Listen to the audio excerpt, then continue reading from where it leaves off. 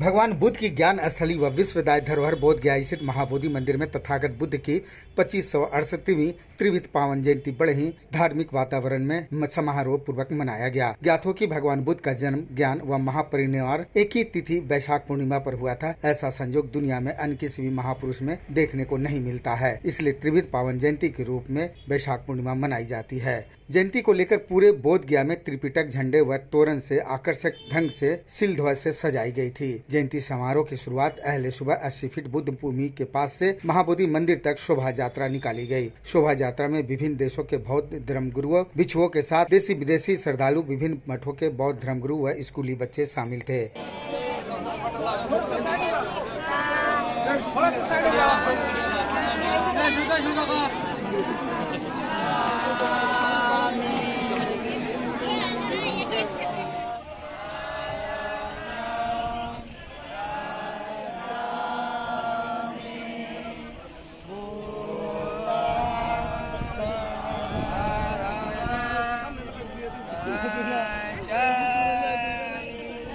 इसके बाद महाबोधि मंदिर तक स्थित पवित्र बोधि वृक्ष की छांव तले विश्व शांति हेतु प्रार्थना एवं सूत पाठ किया गया। प्रार्थना सभा में मुख्य अतिथि के तौर पर सूबे के राज्यपाल राजेंद्र विश्वनाथ आर्लेकर व थाईलैंड की काउंसिल शामिल हुई। आगत अतिथियों ने बौद्ध भिक्षुओं के साथ दीप प्रज्वलित कर सूत पाठ कार्यक्रम का विधिवत शुभारंभ किया।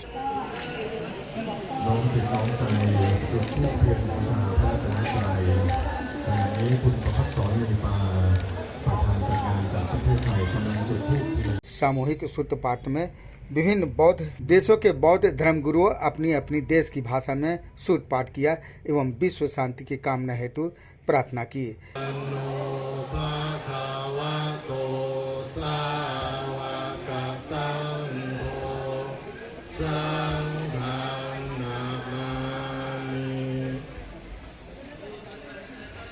इस मौके पर महाबोधि मंदिर प्रबंध कारिणी समिति की ओर से प्रकाशित स्मारिका प्रज्ञाक का लोकार्पण गवर्नर व आगत अतिथियों ने किया। इस मौके पर राज्यपाल राजेंद्र विश्वनाथ आर्लेकर भगवान बुद्ध की उपदेशों की आज की परिवेश में प्रासंगिकता पर विचार रखते हुए कहा कि युद्ध की आग में झुलस रही दुनिया के कई देशों को बुद्ध की राह पर चलने की जरूरत है, तभी युद्ध की विविधता झेल रहे देशों में शांति व तरक्की संभव होगा। हमें बुद्ध चाहिए, युद्ध नहीं।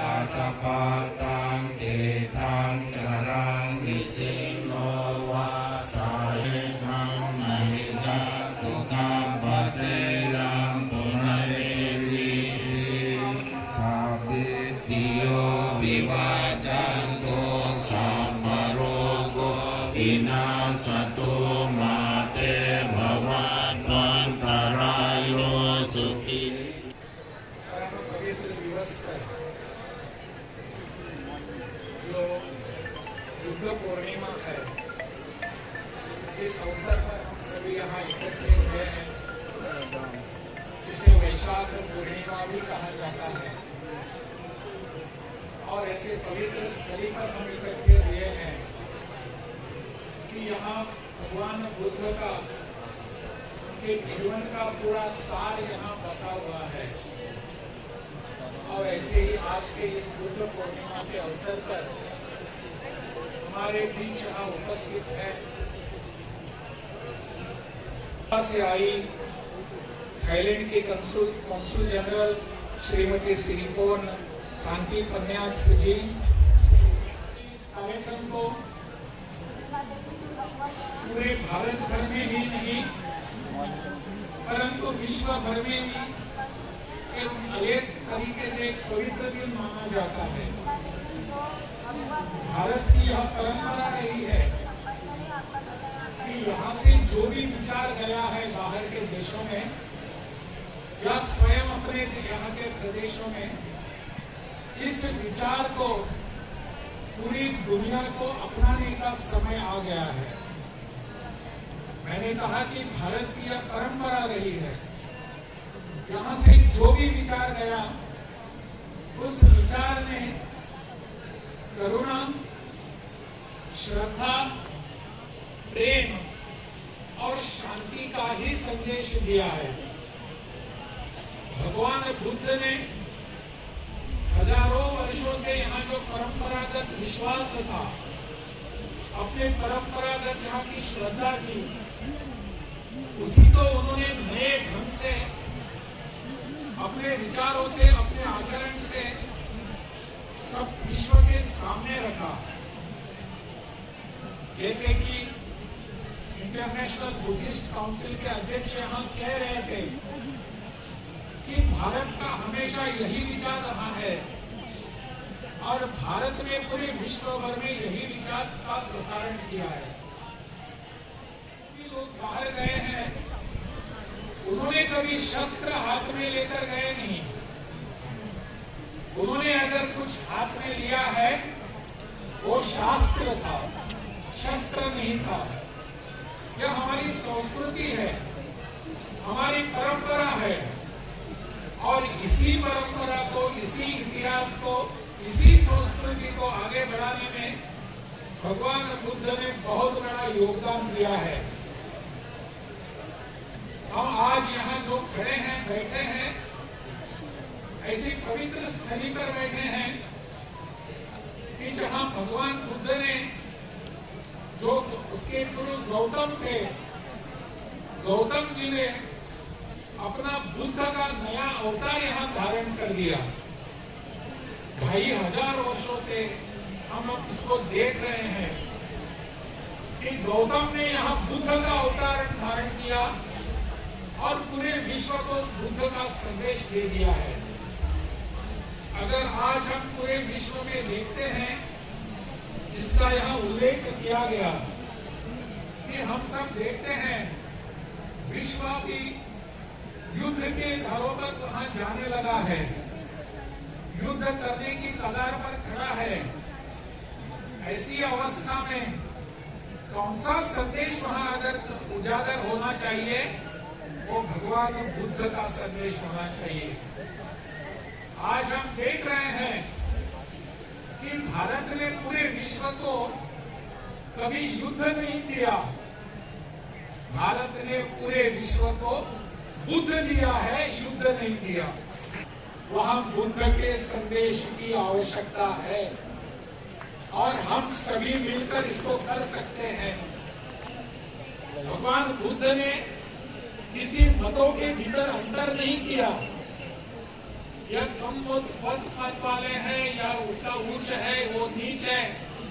भगवान बुद्ध ने समता का संदेश दिया है, लेकिन दुर्भाग्य से हम ही कुछ इसमें मतभेद करने लगे हैं। भगवान बुद्ध की शिक्षा को, उनके दिए हुए विचार को बाजू में करके हम आपस में झगड़ा करने लगे हैं। ये फलाने मत का है, ये अमुक एक मत है, हमारे बीच में समन्वय नहीं हो सकता।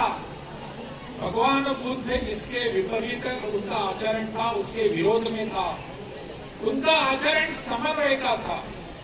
इस देश में जो जो भी मत निर्माण हो गए, उन सभी मतों को समन्वय की बुद्धि से आगे लेकर जाने का विचार भगवान बुद्ध ने रखा था। आज हम देख रहे हैं कि मैं बुद्ध हूँ, आप और कौन है, और कौन है, ऐसा विचार रखने की आवश्यकता नहीं है। हम सभी मिलकर एक ही विचारधारा के मत के अनुयायी हैं। हम सबको इस दिशा में ही आचरण करने की आवश्यकता होती है। मैंने यह विचार थाईलैंड में देखा, अभी अभी इसका उल्लेख हुआ। मेरा परम सौभाग्य रहा कि भगवान बुद्ध के अवशेष लेकर मैं थाईलैंड में गया। प्रधानमंत्री जी ने मुझे कहा कि भगवान बुद्ध ने पूरे विश्व को जो संदेश दिया है, और वो बिहार से दिया हुआ है, बोधगया से दिया हुआ है, इसके लिए आप इस अवशेष को, पवित्र अवशेष को वहां बैंकॉक में लेकर जाइए। और मुझे परम सौभाग्य प्राप्त हुआ और प्रधानमंत्री जी ने कहा आप इसको लेकर जाइए। मैं प्रधानमंत्री का बहुत ही आभारी हूं कि यह सौभाग्य उन्होंने मुझे दे दिया। तो पूरा थाईलैंड वहां इकट्ठा हुआ था, पूरा का पूरा थाईलैंड, सरकार हो, गैर सरकार हो, शासन हो, प्रशासन हो, वहां की सेना हो, सब वहां बुद्ध के अवशेष के स्वागत के लिए वहां स्वर्ण भूमि अपने हवाई अड्डे पर इकट्ठे हुए थे। कितना बड़ा अच्छा वातावरण था। वहां मैंने जाकर देखा, वहां के प्रधानमंत्री जी से मिला, प्रधानमंत्री स्वयं वहां स्वागत करने के लिए आए थे। परम श्रद्धा से, परम आनंद से उन्होंने कहा कि आप यहाँ अवशेष लेकर आए हैं, हमारे लिए लगता है कि भगवान बुद्ध स्वयं यहाँ आए हैं हमारे थाईलैंड में। इतना बड़ा आनंद, परम सौभाग्य का क्षण उनके लिए था। We all have the harmony that has to be in the world. Today's world has become very anxious and eager to go for wars. What can save the world today is only the sandesh and the preachings of Bhagavan Buddha. These preachings, the principles and the message of Bhagavan Buddha has to be spread all over the world. What I have received and seen in Thailand and Bangkok is the same preachings, same principles, and that is what I wanted to see. When I went to the people there in the houses and the temples here in Bangkok and Ayodhya, the place called Ayodhya, that is in fact the word they say it is Ayodhya. That place is there, and Sharayu river is flowing there in Bangkok on the ध्यान में रखना है। हमारे देश में भी हम सबको इसी विचार का प्रसारण करना है, आगे लेकर जाना है कि हम सब मिलकर, कोई हिंदू है, कोई सनातनी है, कोई बौद्ध है, कोई सिख है, कोई जैन है, ऐसा बिल्कुल नहीं है। हम सभी एक ही विचार के, एक ही इतिहास के, एक ही परंपरा के और एक ही संस्कृति के प्रवाहक है, उसको लेकर जाने वाले हैं। यही विचार पूरे देश में, पूरे विश्व भर में प्रसारित होने की आवश्यकता है। तभी जाकर भगवान बुद्ध हमारे घरों में बसते हैं, तभी जाकर भगवान बुद्ध हमारे पूजा में बसते हैं, तभी जाकर भगवान बुद्ध हमको अन्य सभी देव देवता के समक्ष उनके साथ समकक्ष लगते हैं, उनका वही वर्णन हम कर सकते हैं। इसीलिए सभी देव पूजन करते हैं। इसी कारण उनका विचार, आचार और उनका प्रसार करने की आवश्यकता है। आज के इस परम पवित्र दिन पर आप सबको मैं बहुत बहुत धन्यवाद देता हूँ। विभिन्न देशों से आए हुए सभी यहाँ के भक्तगण जो आए हैं, बुद्ध से यहाँ कुछ विचार लेने के लिए आए हैं, इन सबको मैं पुनः एक बार स्वागत करें। I always welcome you people from Thailand, maybe from Myanmar and other states, also other countries. If you are staying here, you are our guests. Please bear with us and have your spiritual identity, spiritual citation and take it to your all other countries. बहुत बहुत धन्यवाद देते हुए और भगवान बुद्ध का पुनः एक बार स्मरण करते हुए आप सबको मैं धन्यवाद देता हूँ।